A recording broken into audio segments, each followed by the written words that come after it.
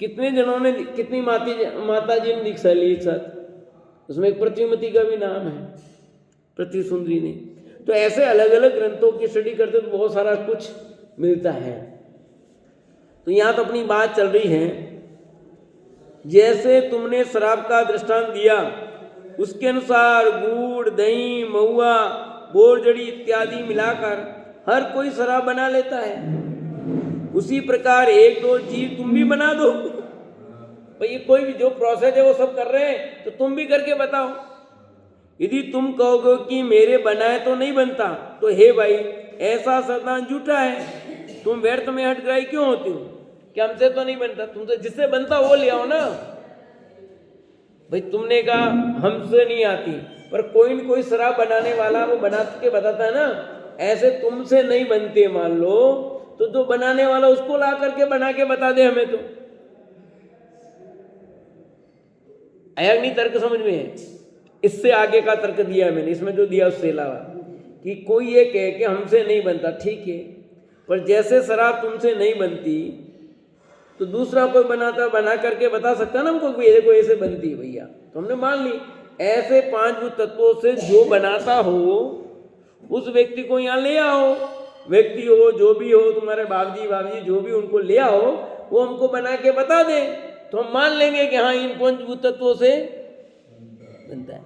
अरे एक वैज्ञानिक भी ऐसा नहीं कर पाए। खूब प्रयत्न किए वैज्ञानिकों ने, कम नहीं किए जीव उत्पन्न करने के, आज भी प्रोसेस चालू है। पर रोबोट बना दिए, जीव जैसा व्यक्ति खड़ा कर दिया उन्होंने, पर उसमें जीव नहीं डाल सके, जीव पैदा नहीं हो सका उसमें। टेस्ट ट्यूब किया है, पर वो तो जो प्रोसेस है उस प्रोसेस से हो रहा है, वो जीव गिरेगा तो, नहीं तो उनका टेस्ट ट्यूब भी फेल हो जाता है। जो टेस्ट ट्यूब से बच्चे हो रहे हैं ना आजकल, तो टेस्ट ट्यूब में भी तो रजवीर को मिलाकर के ही बनाया जाता है, और उसमें भी जीव गिरेगा तो होगा, नहीं होगा तो नहीं होगा। वो ऐसा नहीं हो जाएगा। रजवीर मिलन तो रोज होता है मान लो, तो रोज बच्चे पैदा हो जाने चाहिए फिर तो, पर नहीं होता है ऐसा। जब जीव उसमें उत्पन्न होता है तभी होता है वो, नहीं तो कोई वंध्या स्त्री नहीं होती फिर तो। उत्पन्न होता मतलब उसमें आएगा, वही तो उत्पन्न करना कहा जाता है। उसी को उसमें आए, कोई जीव कहीं से मर कर वहां आएगा तो ही बनेगा, नहीं तो कहां से होगा? अलग से तो नहीं आएगा, तुम बना नहीं सकते। रजवीर से मिलकर के भी जीव की उत्पत्ति नहीं होती, जो आगे आएगा एक प्रकरण भी। अभी तो अपने पांचभूत तत्वों से बात चल रही है। तुम व्यर्थ में हठग्राही क्यों होते हो? अजीब वस्तु से जीव वस्तु नहीं होती कभी भी। संसार में जीव और अजीव ये दो तत्व अनादि निधन है। अजीब वस्तु के द्वारा अजीव नहीं होता है। अतः जिसके मत में पांच अजीव तत्वों से जीव होना माना है, उसके आप्त आगम पदार्थ असत्य हैं। उसके आगम भी आप्त भी सब असत्य हैं। जीव जीव है, अजीब अजीब है। जीव अजीब को पैदा नहीं करता, अजीब जीव से पैदा नहीं होता। जीव भी अनादि से और अजीब भी, जीव को किसने पैदा किया हो ऐसा नहीं, और अजीब तत्व को भी किसने पैदा किया हो ऐसा नहीं। इतने सारे बने, माइक बना तो पुद्गल द्रव्य का बना, तो पुद्गल द्रव्य ऑलरेडी था ना। जैसे मोबाइल का आविष्कार हुआ, तो मोबाइल का आविष्कार हुआ मान लिया, पर मोबाइल क्या है? पुद्गल द्रव्य है कि नहीं? सरो दीदी, मोबाइल कौन सा द्रव्य है? तो मोबाइल किसने बनाया कि नहीं बनाया? बनाया, पर इसमें जो पुद्गल परमाणु उसका आविष्कार किया उसने? किसने पुद्गल परमाणु का आविष्कार किया तो बताओ। ऑलरेडी जो चीजें थी उन्हीं को मिला जुला करके बनाया ना भाई। जो चीज थी उस मटेरियल को उसने गढ़ा, उसको तैयार किया। जैसे मिट्टी पड़ी हुई है ना, मिट्टी को इकट्ठी करके उसका मटकी बनाया, कुछ बनाया, जो बनाया तो मटकी का रूप हो गया, है तो मिट्टी ना। आपने दीपक बनाया कि उसमें गोरी बनाई कि क्या बनाया, आपने तवा बनाया कि कलेड़ा बनाया, क्या बनाया, जो भी बनाया, पर है तो मिट्टी नहीं। ऐसे जगत में जितनी भी सब चीज दिखाई देती है पुद्गली है। ये टेबल है, वो क्या है? पुद्गली है ना। बस रूपांतर हो सकता है, पर्याय तो चेंज हो सकती है, उसमें कोई ऐतराज नहीं है, परंतु नया द्रव्य कोई पैदा कर दे ऐसा नहीं है। पुद्गल पुद्गल ही रहेगा, पुद्गल बदल करके कभी धर्म द्रव्य नहीं होगा, अधर्म द्रव्य नहीं होगा, आकाश नहीं होगा, काल नहीं होगा, जीव नहीं होगा, क्योंकि इसमें एक गुण है। कौन सा गुण है? सब द्रव्यों में एक गुण है जो ऐसा नहीं होने देते, अगुलगुत्व नाम का गुण। सब द्रव्यों में अगुलगुत्व नाम का गुण है, जिस गुण के कारण कभी कोई द्रव्य बदलता ही नहीं, एक द्रव्य दूसरे द्रव्य रूप नहीं होता। प्रत्येक द्रव्य में अगुलगुत्व गुण है, ऐसी शक्ति है, उस शक्ति के कारण कभी कोई द्रव्य बदलता ही है जिस शक्ति के कारण। हाँ, ये किसने बनाई नहीं, ऐसी व्यवस्था है। इस प्रकार जो अजीव से जीत होना मानता था, उसे समझा कर यथा योग्य जिन बासी तत्वों का श्रद्धान कराया। अब करा नहीं करा उसकी जिम्मेदारी पर, यहां हमने तो समझाया। इस प्रकार 5 अजीव तत्वों से जीव होना मानने वाले तत्ववादी का संवाद कथन पूर्ण हुआ। अब इन एकांतवादियों के एक पक्ष को मिथ्यात्व बताकर उन्हीं के कई वचनों को किसी नए द्वारा स्यादवाद मत से मिलाकर सत्य बताते हैं। अभी इन्होंने इतनी सारी बातें कही, एक पक्ष को पकड़ा था इसलिए गलत थे, अब ये स्यादवाद से उन्हीं बातों को कैसे सही कहते हैं, सो देखो भैया। जैसे अंधों का हाथी अंधों के वचनों द्वारा एक पक्ष से असत्य है, नेत्रों वाला अंधों के वचन मिलाकर सबको हाथी कहता है, किसी अपेक्षा से अंधों का हाथी कहने वाले वचनों को सत्य बताते हैं। वैसे ही यहाँ कथन करते हैं, हे संसार में एक आत्मा को मानने वाले, तुम एक ही आत्मा की जिस प्रकार सर्वलोक में सत्ता मानते हो, उसे उस अपेक्षा से तो असत्य बता आए हैं। जैसे अंधा पहलवान की बाह समान हाथी मानता है, वह तो असत्य है, बाह समान हाथी नहीं होता। तो भी इस अंधे का वचन किसी अपेक्षा से हाथी का एक अंग सूंड समान है, इस अपेक्षा से सत्य है। इसी प्रकार सब संसार में एक आत्मा है, यह बात तुम्हारी जिस अपेक्षा से सत्य है उसे सुनो। इस संसार में अनंत जीव भिन्न भिन्न सत्ता को धारण करते हुए सर्वलोक में सूक्ष्म जाति के रूप में भरे हैं। पृथ्वी का एक सूक्ष्म, जल का एक सूक्ष्म, अग्नि का एक सूक्ष्म, वायु का एक सूक्ष्म, वनस्पति का एक सूक्ष्म। इन 5 स्थावर समूह से ये लोग भरा है, घी के गड़े के समान। ठीक है कि उस हाथी की बात गलत थी कि सही थी? गलत क्यों कही? कि तुमने हाथी को वैसा ही माना, और यही उदाहरण पुरुषा सिद्धि उपाय में दिया है, वहां पर स्यादवाद से सही सिद्ध किया है कि तुम सुन की अपेक्षा एक पक्ष को लेते, उस अपेक्षा से कहते हो तो बात सही है। हाथी थंबे जैसा है, हाँ, पैर की अपेक्षा से देखा जाए तो हाथी थंबे जैसा है, तो हमें कोई इतराज नहीं है। आप कान की अपेक्षा से को हाथी सुपड़े जैसा है तो ठीक है, एक अपेक्षा से, पर पूरा का पूरा हाथी सुपड़े जैसा ही मानोगे तो गलत है। तो जैन दर्शन तो स्यादवादी है, वो कोई बात कहता है एक अपेक्षा से कहता है, उस अपेक्षा से वो कथन सत्य है और दूसरी अपेक्षा से वो कथन झूठा है। उसमें क्या है? जैन दर्शन तो बिल्कुल स्यादवाद है, कोई गलत नहीं है। उसको समझना है कि यहाँ 5 प्रकार के, पृथ्वी का एक, जल का एक, अग्नि का एक, वायु का एक, वनस्पति का एक, 5 स्थावर सूक्ष्म श्लोक पूरा भरा पड़ा हुआ है। जैसे घड़े में घी पूरा भरा हुआ है तो वो है, जैसे घी का घड़ा भरा है उसमें कोई जगह खाली नहीं है, वैसे ही ये लोक सूक्ष्म जीवों से भरा पड़ा है। पूरे लोक में जीव है, ऐसी कोई जगह खाली नहीं है लोकाकाश की।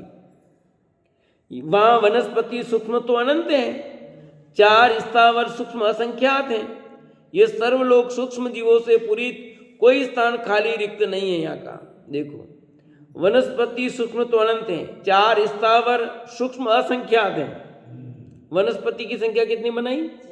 अनंत। अनंत है वनस्पति। 4 स्थावर दूसरे जो सूक्ष्म असंख्यात हैं। यह सर्वलोक सूक्ष्म जीवों से पूरा लोक सूक्ष्म जीवों से जो दिखाई नहीं देते। आप चलते हो तो कोई फर्क नहीं पड़ रहा है, यद्यपि मरण को भी प्राप्त हो, पर कोई यूं बाधा नहीं पहुंचा रहे आपको चलने में, कोई अवरोध नहीं पहुंचा रहे। आ रहे जा रहे हैं सब। हाँ। जैसे ये हवा में पानी है, इस हवा में वनस्पति है क्या? हवा में भी वनस्पति है क्या? हवा वायु का ही क्या? तो जीव तो है ना, क्यों नहीं है? वनस्पति का ही क्यों? जब निगोदिया जीव है तो क्या होंगे? निगोदिया जीव तो वनस्पति ही है, वनस्पति भरी हुई है क्या? साधारण वनस्पति है निगोदिया जीव तो। जल थल अग्नि वायु आकाश कंकड़ पत्थर गढ़ पट सर्व जगह सूक्ष्म जीव है। जीव बिना कोई क्षेत्र ही नहीं है। इस प्रकार तुम्हारा वचन सत्य है।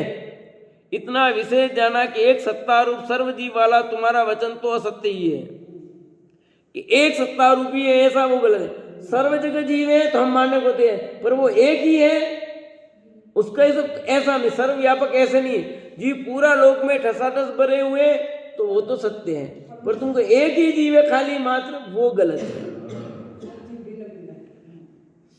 सर्व जीवों की सत्ता भिन्न भिन्न है, यह जिन वचन ही सत्य है। इसी से धर्मोपदेश भी संभव है और पुण्य पाप फल भी संभव है। इसलिए सर्व संसार में जीव हैं, परंतु एक सत्ता रूप नहीं, सभी की सत्ता भिन्न भिन्न, ऐसा श्रद्धान करो। कि तुम जो कहते हो एक सत्ता है वो ठीक नहीं है।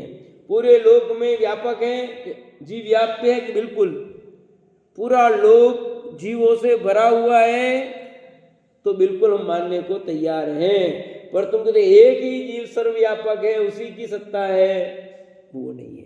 जीव की पूरे लोकाकाश में सत्ता है क्या? हाँ, बात समझ आ रही है कि पूरे लोकाकाश में जीव की सत्ता है, बिल्कुल ठीक है, उसमें कोई गड़बड़ी नहीं है। पर एक जीव की सत्ता पूरे में व्याप्त वो नहीं है। जैसे एक मटकी है, मटकी में आपने गेहूं भरे, तो कितने गेहूं हैं? बहुत सारे।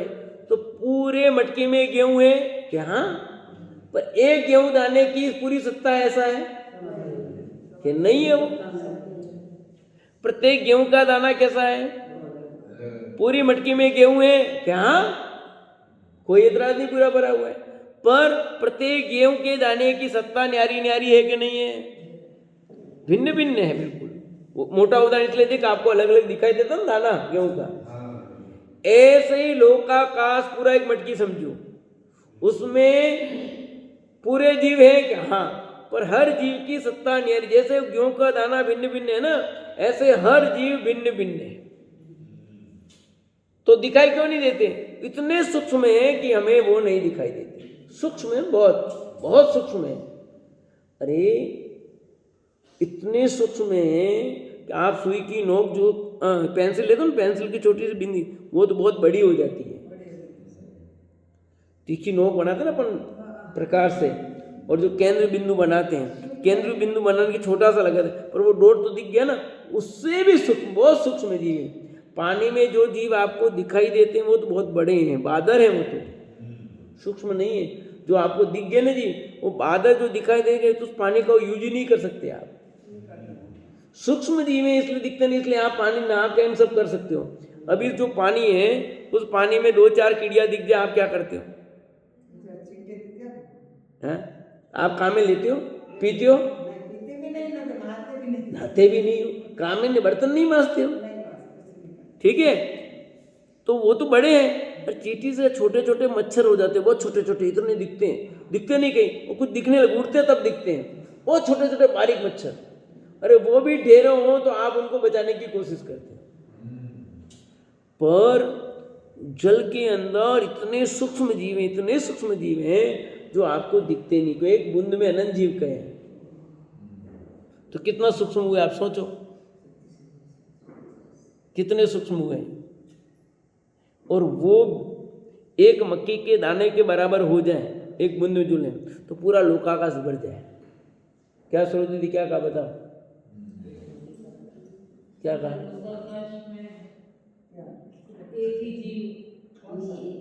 बोलने दो उनको, उनकी उड़ानी नींद दो।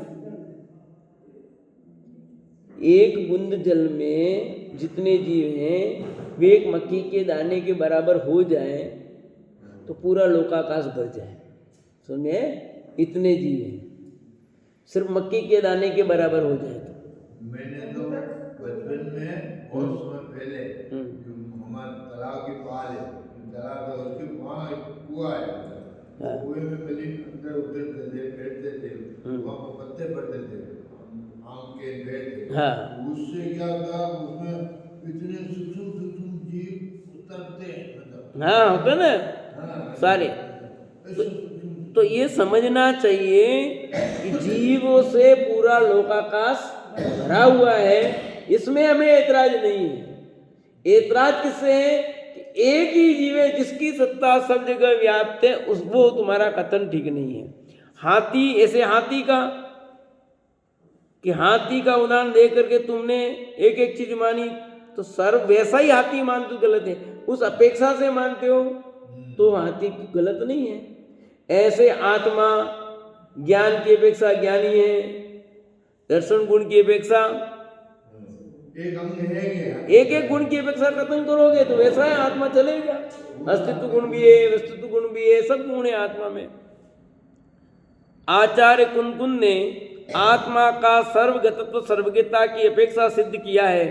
प्रवचन सार गाथा 23 तथा 26 में उल्लेखित वह तथ्य पद्यानुवाद में निम्न प्रकार है। हे जीव ज्ञान प्रमाण वर्णित ज्ञान गेय प्रमाण, हे गेय लोकालोक इस विधि सर्वगत विज्ञान है। हे सर्वगत जिनवर जगत के अर्थ सब जिनगत सदा, इस ज्ञानमयता विषयता से सर्वगत उनको का। पढ़ो सब एक साथ वापिस इसको।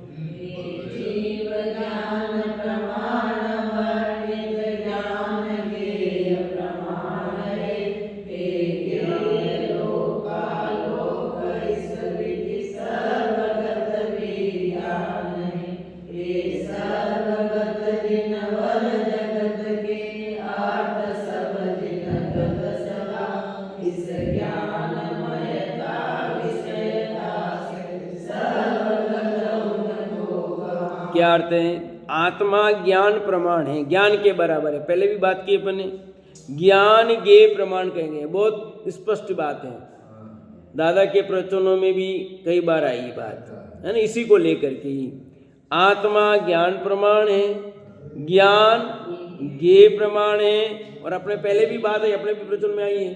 और गे लोकालोक है। गे क्या है? इसलिए ज्ञान सर्वगत है। ज्ञान सर्वगत क्यों कहा? कि ज्ञान, आत्मा ज्ञान प्रमाण, ज्ञान गे प्रमाण, और गे पूरा लोकालोक है, इसलिए ज्ञान सर्वगत है, क्योंकि सब जगह पहुंच गया। ज्ञान में होने से गणधरादि में प्रधान सर्वज्ञ भगवान सर्वगत हैं। ज्ञान में और गणधरादि में प्रधान सर्वज्ञ भगवान सर्वगत है, तथा उन सर्वज्ञ भगवान के ज्ञेय रूप विषय होने से भी सभी जगत में स्थित संपूर्ण पदार्थ सर्वज्ञगत है, ऐसा कहा गया है। देखो, उनका ज्ञान सर्वगत और पदार्थ सर्वज्ञगत, बात समझ में, दोनों तरफ घटित किया है। भगवान सर्वज्ञ हैं तो सारे ज्ञेय क्या हो गए? सर्वज्ञ के सर्वगत हुए, और पदार्थ सर्वज्ञगत हुए, क्योंकि कोई जगत का ऐसा पदार्थ बाकी नहीं रहा जिसे सर्वज्ञ नहीं जानते हो, इसलिए सर्वज्ञगत हुए। और सर्वज्ञ किसी को नहीं जानते हैं, किसी पदार्थ को, ऐसा नहीं हुआ। तो सर्वज्ञ तो न तो सर्वज्ञ जानने से वंचित हुए, न कोई पदार्थ सर्वज्ञ के जानने में वंचित रहा। दोनों तरफ से घटित किया है। उन्होंने सबको जाना है, और जितने पदार्थ हैं उनको उन्होंने सब जाना है। आई बात समझ नहीं आई लेता। मैंने माइक को जाना, ठीक है, एक मेरी तरफ से कथन हुआ। अब माइक मेरे ज्ञान का विषय हुआ, इसकी तरफ से कथन हुआ। बात एक ही है, एक बार अपनी तरफ से कथन किया है और एक बार पदार्थ की तरफ से कथन किया है। इसलिए यहां लिया ज्ञान में होने से गणराज में प्रधान सर्वज्ञ भगवान सर्वगत है, और तथा उन सर्वज्ञ भगवान के गेय रूप विषय होने से सभी जगत के स्थित संपूर्ण पदार्थ सर्वज्ञगत है, ऐसा कहा गया है। इन दोनों गाथाओं की सभी टीकाओं में इस तत्व को विस्तार से स्पष्ट किया गया है जो मूलतः पठनीय है। अतः किसी नए से सर संसार में घट पट थल पवन पानी में आत्मा है, ऐसा कथन पूर्ण हुआ। क्यों समझ में नहीं आया होगा, ये समझो। ये पुस्तक है, ये पुस्तक को किसने जाना? तो ज्ञान में पुस्तक का आकार बना, तो जो ज्ञान में आकार बना वो ज्ञान क्या चेतन है कि नहीं है? क्या चेतन है? ये पुस्तक तो जड़ है, पर ज्ञान में जो आकार बना पुस्तक का वो ज्ञान चेतन है क्या चेतन है? चेतन है। देखो तो घट पट थल पवन पानी में आत्मा है, ऐसा कथन पूर्ण हो गया। वस्तु तो वस्तु है, वो अचेतन चेतन नहीं हुई, अचेतन वस्तु चेतन नहीं हुई, पर वो ज्ञान में ये बनी ना सारी की सारी, वो ज्ञान में जल की, वो ज्ञान चेतन है, उसको यहाँ कहा गया, इसलिए वो सब चेतन हो गई। क्यों? देखो कथन समझाने का है, से चर्चा आगे चलेगी। इस अब अवतारवादी वचन के आगे कथन चलेगा।